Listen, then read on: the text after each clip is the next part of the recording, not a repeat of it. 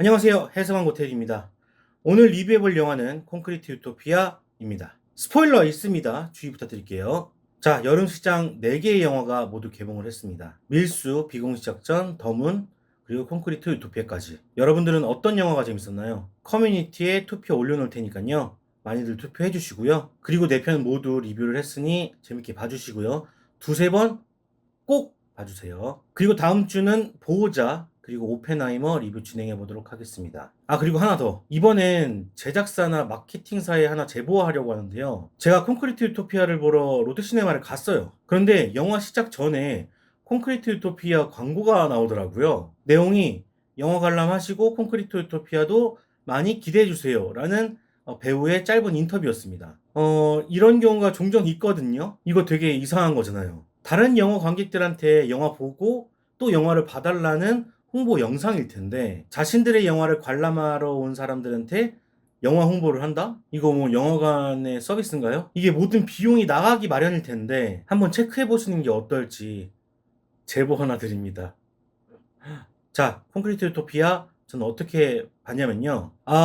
이건 하나 세게 얘기할 수 있을 것 같아요. 콘크리트 유토피아라는 영화는 여름 시장에는 전혀 어울리지 않은 영화였어요. 제가 라이브에서도 이런 예상을 했었는데 결이 다르다고 해야 될까요? 단순하게 화끈한 여름 영화를 기대하셨던 분들에게는 어지러운 영화가 아니었을까 생각을 해봅니다. 하지만 여름 영화와 어울리지 않은 건 확실한데 올해 텐트폴 4편의 영화 중에서 저는 가장 좋았어요. 가장 재밌게 봤습니다. 다른 3편의 영화는 아무 생각 없이 즐기면 되는 영화였다면 이번 영화는 생각이 많아지는 영화였어요. 그래서 지금 어떤 영화를 보는 게 좋겠냐라고 물으신다면 저는 사람마다 다르게 얘기를 할 것 같아요. 일단 제 취향과 비슷하신 분이라고 한다면 콘크리트 유토피아, 밀수, 비공식작전 순으로 추천을 해드리고 싶고요. 저희 부모님이 추천을 해달라고 한다면 더문 빼고 3편의 영화 중에 아무거나 고르시면 될 것 같다고 이야기를 하고 싶고요. 20대 커플 친구들이라고 하면 비공식 작전, 밀수,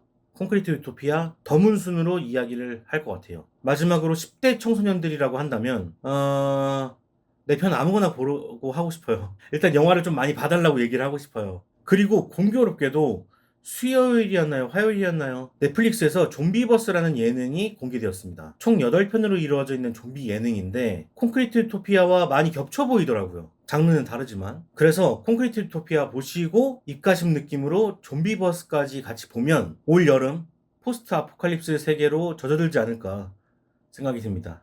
존백이라는 영화도 있어요. 한번 찾아보시고요. 오늘 리뷰는 이런 식으로 해보면 좋을 것 같아요. 콘크리트 유토피아가 밀수, 비공식 작전, 더문 이 3편보다 좋았던 이유, 그리고 이 3편이 콘크리트 유토피아보다 좋았던 이유, 이렇게 이야기를 해보고요. 마지막에 이 영화의 한 컷을 뽑아보려고 합니다. 자, 제 리뷰가 공감이 가셨다면 좋아요와 구독 꼭 부탁드리겠습니다. 자, 그러면 본격적으로 리뷰 시작해보도록 하겠습니다. 자, 첫 번째, 콘크리트 유토피아가 다른 3편보다 좋았던 이유 해보도록 할게요. 영화를 다 보고 집에 와서 돌이켜 생각해보면 딱히 특출난 영화는 아니었습니다. 밀수처럼 다양한 캐릭터들의 캐릭터 쇼를 본 것도 아니었고요. 비공식 작전처럼 적당한 액션이 있는 것도 아니었고 더문처럼 CG로 화려한 모습을 보여준 것도 아니었잖아요. 근데 왜 저는 콘크리트 유토피아가 가장 좋았다고 이야기를 할까요? 아마도 가장 공감할 수 있는 영화여서 라고 생각합니다. 일단 포스트 아포칼립스를 다룬 영화는 너무나도 많지만 아파트라는 한정적인 공간에서 벌어진다는 점이 아주 인상적이죠. 아파트는 한국 사회에게 뭡니까? 제목처럼 콘크리트로 지어진 유토피아 아닙니까? 누구나가 살고 싶고 누구나가 가지고 싶은 재산을 불리려고 득달같이 몰려드는 자본주의의 산물 아니겠습니까? 부의 상징이죠. 이렇게 아파트에 집착하는 나라도 몇 없는 것 같아요. 아파트는 곧 대한민국입니다. 이를 오프닝에서 몽타주로 아주 잘 보여주고 있어요. 여기서부터 우리들의 마음이 흔들리기 시작합니다. 자, 그러면 아파트가 상징하는 이 대한민국이란 나라는 지금 어떻죠? 디스토피아도 이런 디스토피아가 없잖아요. 제가 웬만하면 영화 리뷰하면서 뉴스 얘기하고 싶지 않은데 진짜 요즘 뉴스 보면은 아주 부끄러워 죽겠어요. 잼버리? 이거 뭐 어리버리지. 책임져야 될 사람들은 책임지지 않고 책임을 전가하기 바쁘죠. 사람들은 죽어나가는데 길거리에 장갑차가 돌아다녀요. 그리고 지금 태풍이 막 몰려오고 있는데 K-팝 콘서트에 모든 사람들을 동원하고 있습니다. 지금 국가 전쟁 났습니까? 뭐 제대로 되는 게 하나도 없어요. 이런 한국을 반영하듯 영화를 보면 자연스럽게 현 실정들이 보입니다.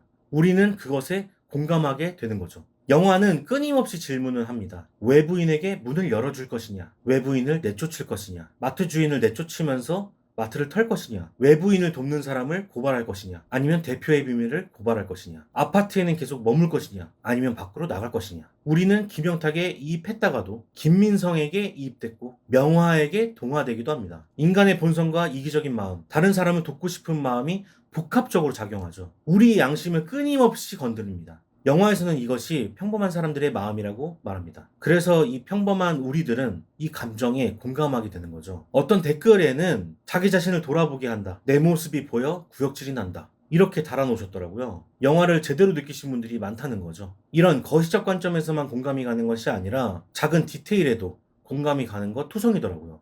기억에 남는 대사 중에 하나가 지난주에 홈플 다녀왔어야 되는데 라는 박서준 씨의 대사였습니다. 이거 제가 홈플러스나 이마트 휴일 때마다 하는 소리거든요. 너무 생활감 있는 대사잖아. 그리고 부녀회가 열린 장면이었는데 대체로 여러 사람들이 떠들게 되면 오디오가 겹치기 때문에 대사를 한 명 한 명씩 주고받기 마련이거든요. 근데 부녀회 장면을 자세히 보면 장면이 지나갔는데도 불구하고 다른 주민들의 목소리가 계속 들려와요. 우리가 대화할 때 뭐 한 명 한 명 하는 거 아니잖아요. 겹칠 때도 있잖아요. 그게 더 자연스럽죠. 그런 사실적인 디테일들이 많이 들어가 있더라고요. 정말 리얼하더라고요. 또 뭐 투표할 때 바둑돌과 부추를 이용한다든지 메가폰을 켰는데 삑사리가 막 난다든지 얼어버린 음료수를 아이스크림처럼 퍼먹는다든지 아파트 마을 잔치를 벌이거나 방범대원을 뽑는데 자가를 논한다든지 한국에서만 볼 수 있는 디테일들이 넘쳐났습니다. 아, 옆집에 어떤 사람이 살고 있는지 모르는 것도 우리나라의 특징 중에 하나죠. 다른 나라에서도 이 영화를 보면 공감이 갈까? 의문이 들더라고요. 뭐 일부는 공감을 할 수도 있겠지만 대체로 생경할 것이라고 저는 생각합니다. 저는 그래서 이 작품이 매우 한국적이라고 생각을 해요. 영화 괴물에서 보여줬던 단체 장례 문화가 떠오르기도 하더라고요. 한국만이 할 수 있는 이야기를 했다는 점에서 점수를 좀 더 높게 주는 것 같습니다. 자, 두 번째로 넘어가 보도록 하겠습니다. 밀수, 비공식 작전, 더문이 콘크리트 유토피아보다 더 좋았던 이유. 뭐 제가 더 좋았다는 얘기는 아니고 밀수나 비공식 작전, 더문 중에서 콘크리트 유토피아보다 더 재밌게 보신 분들의 시점을 한번 추측해보는 시간이라고 보시면 되겠습니다. 그러니까 좀 아쉬웠던 점 얘기해 보려고요. 첫 번째는 엔딩입니다. 엔딩이 사실 깔끔하다고 말하기는 어렵습니다. 김영탁과 명화의 갈등이 최고조로 오른 순간 외부인들의 폭동이 일어났기 때문에 어영부영 마무리 지었다는 느낌이 강하게 듭니다. 오히려 외부 세력에 대한 빌드업이 조금 더 있었다면은 더 설득력 있지 않았을까 생각이 들어요. 좀 급하게 마무리 짓한 느낌이 듭니다. 그리고 영화를 즐기러 오신 관객분들에게는 딱 부러지는 답이 있는 영화가 더 좋을 법한데 영화가 그러지 못하기 때문에 뭐 어쩌라고 같은 소리를 들을 수 있다고 생각합니다. 실제로 그런 댓글들을 여러 봤어요. 어쩌라고. 물론 이 영화는 그런 류의 영화는 아닙니다. 자, 두 번째는 앞서 이야기했지만 이 영화는 좀비버스라는 예능과 많이 닮아 있습니다. 뿐만 아니라 부산행이나 설국열차를 떠올리시는 분들도 계실 것 같아요. 이런 좀비 영화나 재난 영화가 생각이 나는 이유는 두 장르의 특징 중 하나가 인간 군상을 다루고 있기 때문입니다. 재난보다 더 지옥 같은 인간 군상, 이런 메시지로 어필하는 영화들이 다수여서 비슷한 영화들이 많이 떠오르게 되죠. 이런 종류의 영화를 많이 보셨다면 조금은 식상한 영화가 될 수도 있다고 생각합니다. 여기서 다루는 인간 군상 자체가 다른 영화에서도 디폴트처럼 작용하죠. 다행히 한국적이라는 변주를 주어서 맛깔나게 표현을 했지만 전혀 공감하지 못했다면 어느 재난 영화와 다를 바가 없다고도 볼 수 있습니다. 한마디로 전형적일 수 있다. 자, 세 번째는 조금 비껴난 얘기이긴 한데요. 여름시장은 대중들이 좋아하는 영화들을 대체로 내놓습니다. 시원한 액션이나 코미디, 결론이 분명한 영화들이 생각 없이 보기가 좋죠. 이 콘크리트 유토피아는 정면 돌파를 하고 있습니다. 화려한 CG라고는 대지진 날 때 한 번뿐이고 물론 굉장히 좋았습니다만 액션도 평범한 사람들끼리 대규모 전투를 벌이다 보니까 화끈함이 없죠. 밀고 당기는 게 전부예요. 뭐 다행인지 불행인지 모르겠지만 비공식 작전과 더문의 흥행이 좀 저조해서 기대를 해볼 수 있는 상황이긴 합니다. 하지만 다음 주에 보호자가 딱 버티고 있는 막힌 배급이라서 과연 흥행 성적이 어떨지 무척 궁금해집니다. 자, 세 번째, 영화의 한 컷으로 이 영화의 전체적인 메시지를 알아보는 시간입니다. 비공식 작전 리뷰 때 한번 했었죠. 이번 영화의 한 컷은 많은 분들이 엔딩에서의 기울어진 집을 꼽으실 것 같지만 개인적으로는 이 장면을 꼽습니다. 사실 기억이 좀 희미하긴 해서 살짝 틀릴 수도 있습니다. 참고해 주시고요. 어떤 장면이었냐면 다른 집에서 몰래 외부인들을 돌봐주고 있었는데 이를 명화가 알게 되죠. 그래서 남은 음식들을 명화가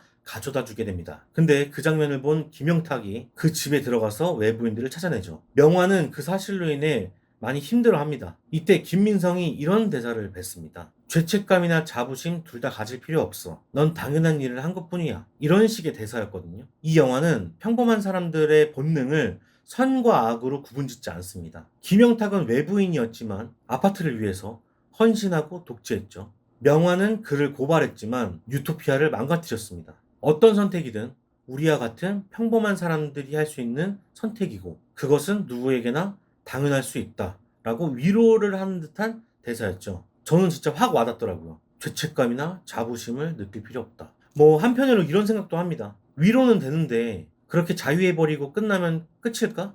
나쁜 선택을 만약 했을 때 정당한 것이라고 면죄부를 주는 것 아닐까? 이 영화는 이렇게 더 많이 고민하고 생각하게 만드는 재주가 있습니다. 바로 이 지점이 이 영화를 더 좋아하게 만드는 힘이지 않을까 생각을 해봅니다. 생각하게 하는 영화. 자, 오늘 리뷰는 여기까지 해보도록 하겠습니다. 제 별점은 인스타그램 키노라이츠 왓챠피디아에서 보실 수 있습니다. 많이 팔로우 해주시고요. 저는 다음에 찾아뵙도록 하겠습니다. 그럼 안녕히 계세요. 제 채널은 멤버십 가입자분들이 만들어주고 계십니다. 여러분들 항상 감사드리고요. 제 리뷰가 공감이 가셨다면 좋아요와 구독 부탁드리겠습니다.